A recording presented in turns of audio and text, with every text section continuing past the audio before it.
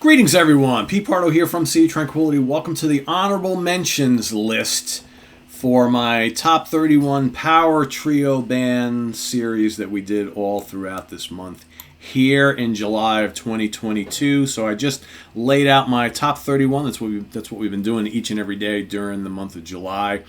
You just got my number one, which of course, no surprise, was Rush, the great Canadian power trio.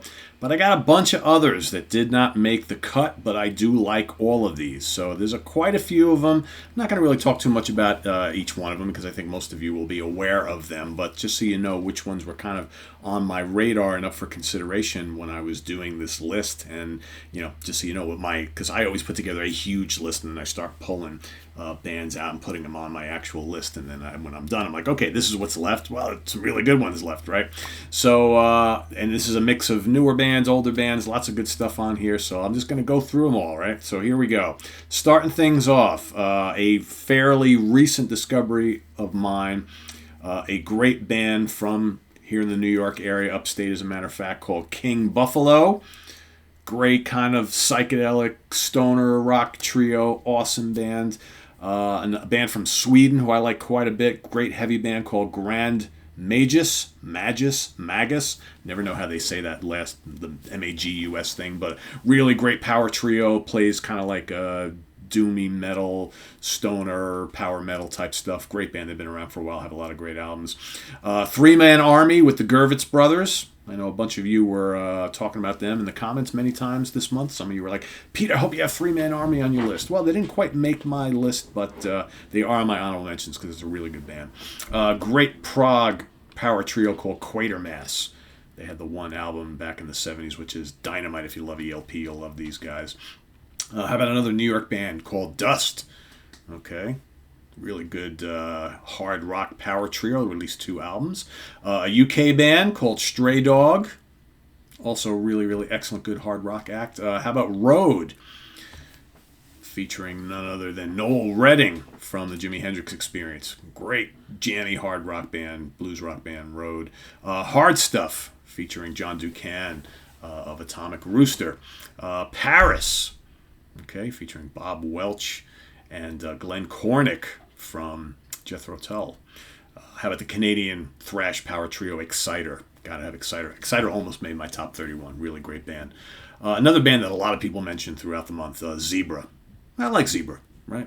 I have their greatest hits. That's all I've ever had. I've seen them live numerous times because they've always played in New York quite a bit. Next up, another band that a lot of you were predicting would have been in my top 5. And you know what? I like The Police. I do. I don't know. Again, 3 guys. I don't know if I really consider them a power trio band. They're a great trio. I just don't know if they're a power trio in the way that I think of power trio. But, of course, a great band. I really struggled with, do I include The Police or not? Because as everybody likes The Police, right? And I do as well. I'm like, you know what? They're a great trio. I don't know if they really fit with the format that I was thinking, the type of band that I was thinking of for this particular assignment. So I left them off, but there are in my honorable mentions. Axis, another great band. You got Danny Johnson on guitar, and of course Vinny Appice on drums. Really good band. Wolfmother, great Australian, more contemporary kind of heavy rock act, retro heavy rock act. Love those early Wolfmother albums. Bang, great band originally from Florida, right? Florida or PA? I'm trying to remember where they originated. I know they relocated to one or the other. But Bang were a band signed to a major label back in the early 70s. Their music was kind of like a mix of like Grand Funk Railroad, Black Sabbath, and the Beatles. Really good heavy power trio. If you haven't heard Bang, their handful of albums are absolutely terrific. There's a nice box set that has all the albums contained in there. Really great band. Let's go over to Germany for Ashra Temple, especially the early albums. Great psychedelic, krautrock, prog rock, space rock, whatever you want to call it. Lots of acid jamming and stuff like that. Another great German krautrock band, Guru Guru. All right. Stay in Germany for a couple more. How about the Thrash Titans Destruction? At their core, were always great. They've expanded their lineup in more recent years, but Destruction always were a great German thrash power trio. Same thing with Sodom, right? Sodom, another really good German power trio, thrash band. How about T2? Really cool, kind of obscure band. Believe they're a British band from the early 70s. Excellent, excellent stuff. Kind of prog, kind of hard rock, kind of psychedelic. The Nice, Keith Emerson's The Nice, right? The precursor to Emerson, Lake and Palmer. Also a trio at one point. They also did have a guitar player at one point for a four-piece, but they also were a trio for a bit. Not my favorite lineup of the band, but you know what? For the second album, UK were a power trio. Right? Eddie Jobson, John Wetton, and Terry Bozzio on drums. Of course, I prefer the lineup before that released the first album with Alan Holdsworth and Bill Bruford, right, as a four-piece. But, you know, still a really good lineup for their second album, Danger Money. Niacin, you know, Billy Sheehan, Dennis Chambers, and I'm drawing a blank on the Hammond organ player. Really good, powerful trio, Hammond organ trio. Hot Tuna. All right, Jorma Kaukonen and crew, the Electric Hot Tuna. I like the Electric Hot Tuna. I'm actually going to be doing a ranking the album show of Hot Tuna at some point down the road, not too distant future. Glass Harp, kind of a Christian rock band, right, from the 70s. Very cool stuff. Great guitar work there. Truth and Janie, another more obscure kind of blues rock band from the UK in the 70s. Cairo, really good 90s progressive rock power trio with great keyboards. You got the Jeff Healey Band, of course, the late great Jeff Healey.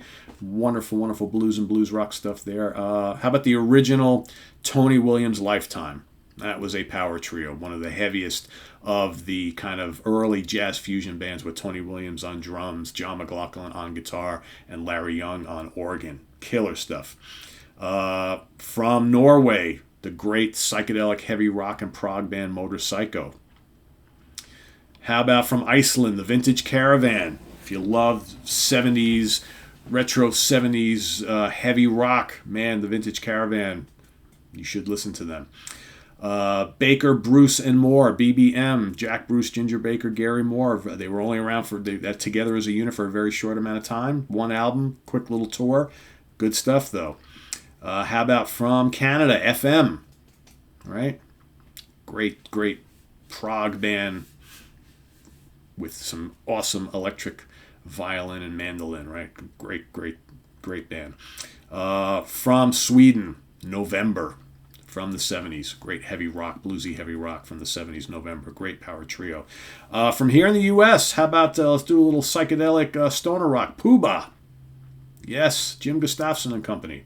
How about some Doom? How about Sleep? Yes, indeedy. How about more German thrash? Creator, Millie Petrosa and company. Also early on were basically a power trio. They're now a four-piece now, but they were a power trio. How about Chris Poland's band, OHM? How about Cab? Another great fusion band. OHM and Cab, two killer fusion bands, power trios. What else we got here? How about some more 70s prog, Triumvirate? Were they Belgian or German? One or the other. I can't remember exactly.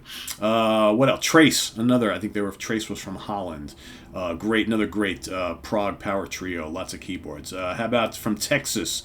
Psychedelic stoner rock and doom, Wofat. How about another cool band featuring the Gervitz brothers, Gun? How about from Germany?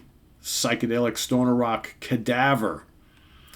How about from Norway, Black Metal's Immortal, one of the great black metal power trios of all time. How about Celtic Frost, right?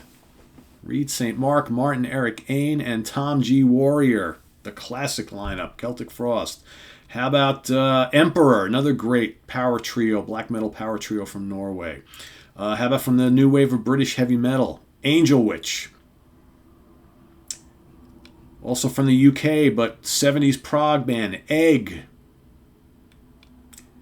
Let's give some props to the very first lineup of Thin Lizzy, shall we? Right?